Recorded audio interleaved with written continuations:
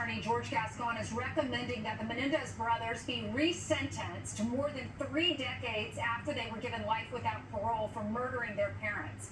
It is a move that could pave the path to their freedom. I believe that they have paid their debt to society, and the system provides a vehicle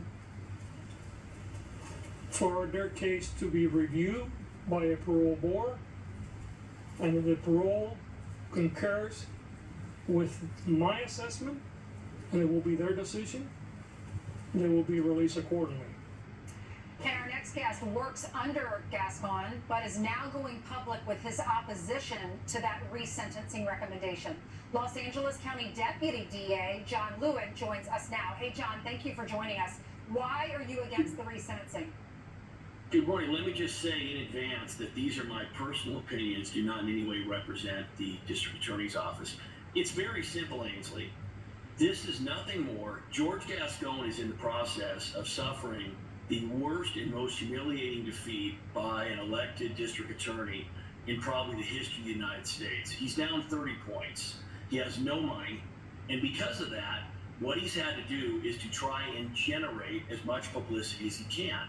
So the background, which is important to understand, is that the day before, and this is about 2 weeks ago, that George Cascon announced that he was all of a sudden going to have a press conference on the Menendez case, there was a front page story in the LA Times discussing how he had refused to prosecute a juvenile double murderer in adult court. She had been slapped on the wrist, released, and murdered again.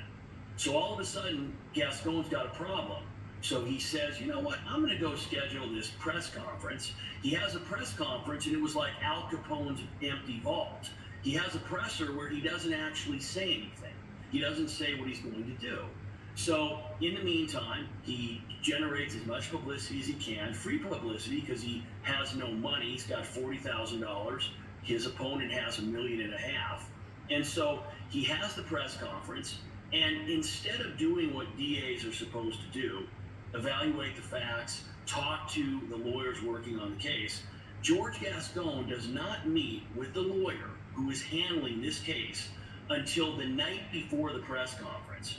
It's the equivalent of basically, before you decide that you're going to take a trip, you buy airline tickets to the destination, and then afterwards you go, you know what, maybe I'll take a trip there.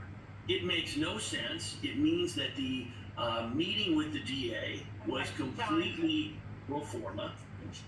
John, I get it. You think this is political, but I do want to talk about the case a little before we run out of time. Sure, let me, so here's the situation with the case. Cascon has decided that he's going to resentence. The resentencing is based allegedly on the fact that Lyle and Eric were molested. One, there is not any legitimate evidence in the case to indicate that they were molested. The alleged letter is undated. It was not discussed, even though both Eric and the cousin testified at length in the trial. Letter never came up, and in fact, they both alleged that Eric had never mentioned anything about the molestation after the period when he was 12 or 13 years old, years before the murder. So it was completely inconsistent with the defense that they used at trial. In addition, even if you believe the molestation, it does not in any way mitigate. They executed their parents. Right. Basically blew them apart with shotguns. They are and rich then went kids. out immediately and started spending a lot of the money that their parents had. Not only that, they ended up spending a bunch of money, and they opened the safe the next morning because they were very worried that there was a will. Mm-hmm. And the reason that, again, this is being done at the same time is that George Cascon has 15,000 unfiled cases, including a bunch of sex cases that he's not paying attention to at all because they don't generate publicity. Right. This is a publicity stunt designed to basically bait and switch the electorate. And in the end, you've got two very rich defendants who brutally murdered their parents, who he is trying to let out. They are not rehabilitated because they continue to lie about the facts of what occurred.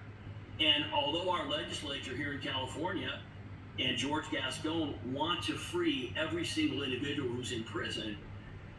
Resentencing is very important. This is just not the case.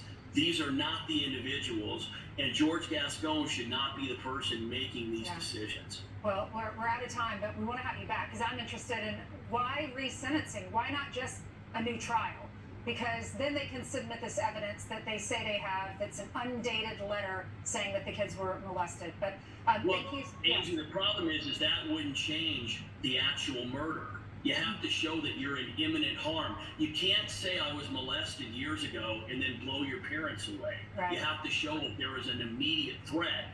And the Court of Appeal and the Ninth Circuit, these have all been dealt with in the legal opinions, which none of the TikTokers or Kim Kardashian, apparently they've never read. Yeah, and a lot of people are wondering if they were being molested, why didn't they leave? They were old enough to do that. But God bless them if they were. I hate that for anyone that's going through it, but most of the time, for people who do that or have gone through it, they don't blow up their parents with that. And they don't go on spending sprees and open right. safes. You're right. This is not how individuals who are being molested, John, we gotta go. This is not how they act. Thank you so much. Have a great weekend. All right, it's not just the presidential election that we're focusing on. Lawrence is at the touchscreen with Kellyanne Conway breaking down the down ballot races that could make a difference.